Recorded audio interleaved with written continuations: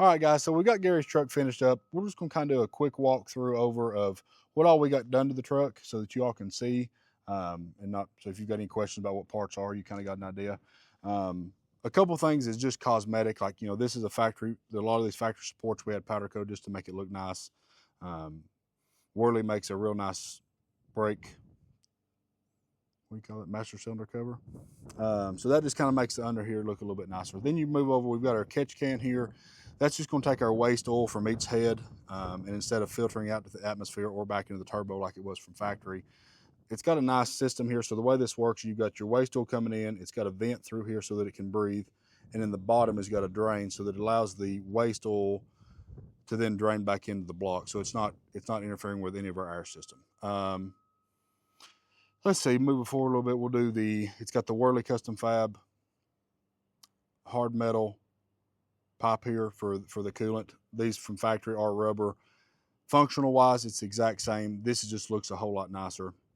So this turbo he's got in the Valley, that's going to be a 64 stage 2. It's not from Dan's. It's a turbo that he had already had on the truck. But we actually put it on for him probably 4 or 5 years ago. It's from Wold Fab, and then we kind of topped that off with a Worley blanket back there to keep the heat in and make it look a little nicer. And then we also upgraded him to the hydraulic oil feed, so that way that turbo in the Valley's got, now that it's going to be working a lot harder than it used to, it's going to have plenty of oil and cooling capacity. So let me swap over here on this side. He also, like I said, he bought this truck new. This truck's got around 300,000 miles on it, 320 something. We did a lot of little extra things to this truck while we was going through it. So like, for example, the AC compressor, which is over there, that's all new, and everything has been done GM. So he wanted all new GM parts. So it's got new GM AC compressor with all GM lines, new GM alternator, and that's just kind of a couple front accessories. All the pulleys have been gone through, the belt, water pump, all that stuff is all new, which that's part of our head gasket package we do anyway. Fuel wise, this truck has got a 10 mil CP3 pump. We did that conversion earlier, so that pump is adequate for what he's wanting to do, so we put it back in. To feed that is a fast 165. Again, same thing, it was already on the truck. It's going to be plenty adequate for what we've got. The injectors in this truck we put in about a year ago, year and a half ago, and they're 45% overs. They was turned way down initially because we knew the motor was a little hurt and it had a stock transmission in it. So, but his plan was to do this the whole time. So when injectors went out, we went ahead and put a little bit bigger injector in it and then turned it down. So now that we're good with the power that we've got. Turbo, we went with a stainless diesel's 5-blade S480. That turbo pairs well with this Valley Charger and these injectors. Like I said, this truck is going to make a good 750 to 800 horsepower. We left it this way because this truck is still going to get used to pull and things. It's a super nice setup under here now, but it's going to allow him to drive the truck as a stock truck if he wants to operate it that way, and then turn it up to have the horsepower when he needs it, or wants to play with it. All of our piping, all of our exhaust side piping, I know you can probably see from the pictures the manifolds, but all of our manifolds are up pipes, and anything here you see that we don't wrap those.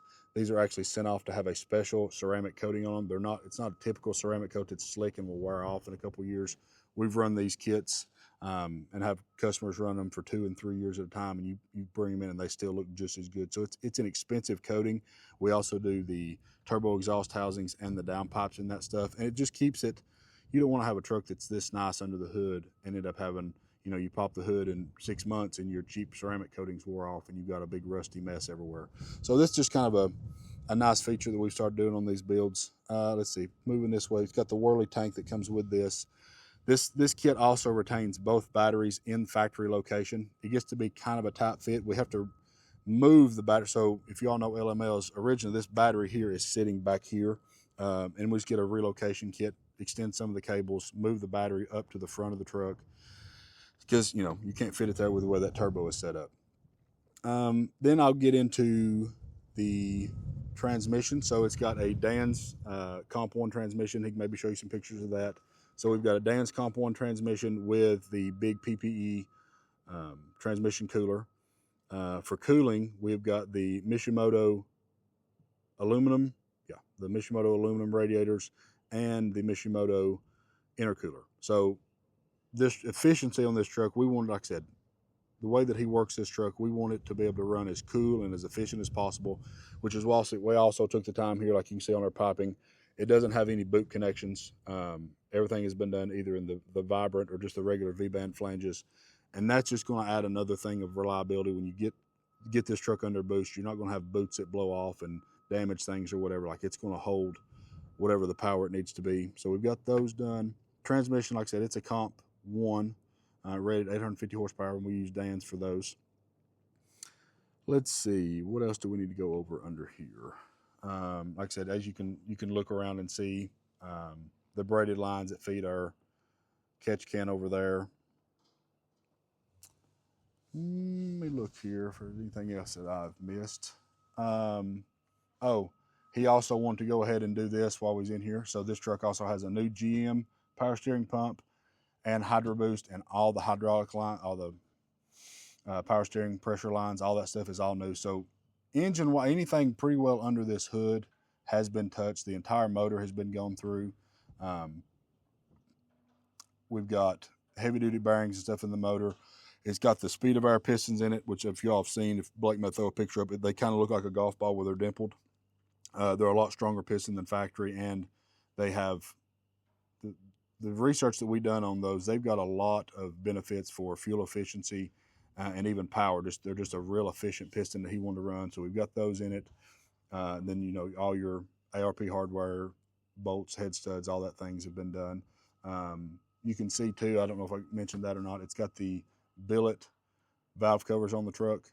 Those really clean the look up under here. We had those powder coated orange to match everything else. So then that's pretty well going to take care of all of our engine stuff, other than I think I don't know if you can see it from here or not. It's got the what harmonic balancer was on this truck? I don't remember which one it was.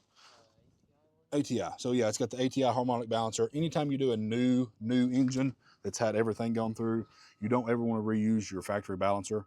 So this has got the new balancer on it. So then we're going to get into the gauges, and we'll do a shot of driving the truck and show you how that's functioning.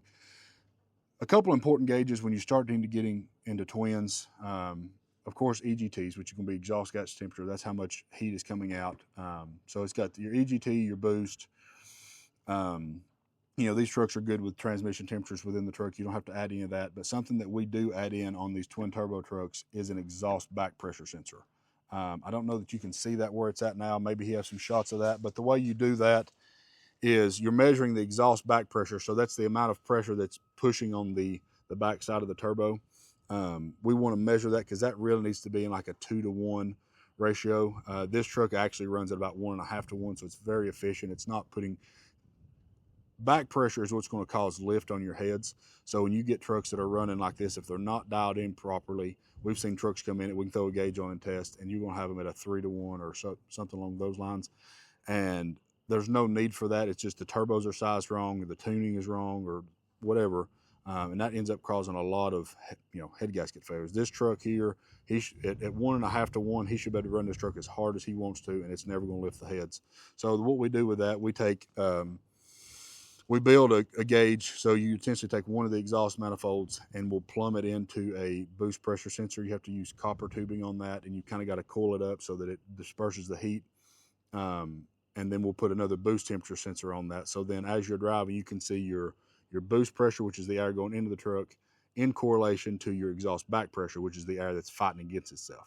Like I said, that's something we always have been doing on these twin turbo trucks. And like I said, it's just really a good health check to show, hey, my truck is running as efficiently as it possibly can. Let's see. So on the front of the truck, did a couple other upgrades.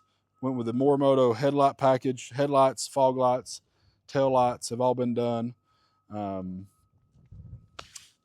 Let me look here, see if I see anything else. We did, while we had the truck in, I know there's some footage of this, when we had the cab off, we ended up pulling the bed and the camper top and everything else off, fully stripping, steam cleaning, and then recoating the frame so it looks like a new truck underneath. I'm trying to think, Blake, is there anything else that I've missed on this? Oh, yeah, so he wanted to do airbags. So we built another truck for Gary. I've built several for him actually, but one thing that he really likes is having the airbags with the remote. So it's just a little remote that sits in the cab, and you can set your air pressure. So if you're pulling a little bit, you can just kind of adjust those. I mean, this truck's got a ton of other mods that we had done to it before. We can kind of go through. I mean, it's got the Kryptonite upper control arms, the Fox reservoir shocks. Like I said, he's been a good customer of ours for years now, and so we pretty well knew this truck inside and out. Like I said, it's got the CP3 conversion's been done with the 10 mil. Sorry if I've said some of this stuff before. I'm just trying to relook and make sure if there's anything else that we've missed. I don't believe so. It's got the amp research steps. We put those on for him. That was already done. And like I said, so I guess that's all that I can think of. And we'll get into we'll get inside, check the edge out, and show you how that functions. And then we can go run it down the road and do some test driving on it and see what you all think about that. But like I said, this truck's pretty well ready to go now. He's supposed to come get it in the next day or two. We've put about 300 test miles on it. The tuning, we've got it turned down, and we do this on new engines. Tuning's turned down pretty calm up until about 2,000 to 3,000 miles. And then we'll get it back in, get the break-in oil out of it, go over everything, make sure there's no leaks anywhere, no issues, put fresh oil in it, and then we can turn the power up. And that way we've got a good break-in on the engine. You don't want to stress a new engine too much. So I believe that's it. Like I said, we'll get inside and do that and let y'all follow along for the ride. So the way that we've got this set up, and you can kind of dial them in however you'd like. So we've got our fuel pressure command versus desired over here, so you can watch your fuel pressure all the time. EGT is going to be the big thing you want to watch. This truck's not going to get hot because of how it's set up right now.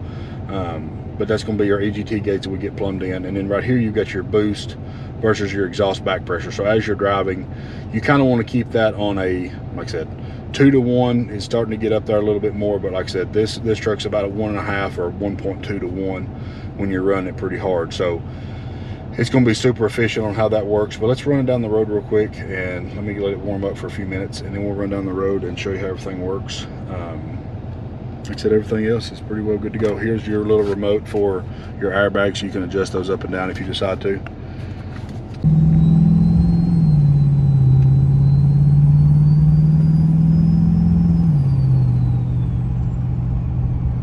Okay guys, thank you all for watching this video. Make sure you like and subscribe, and we'll catch you on the next one.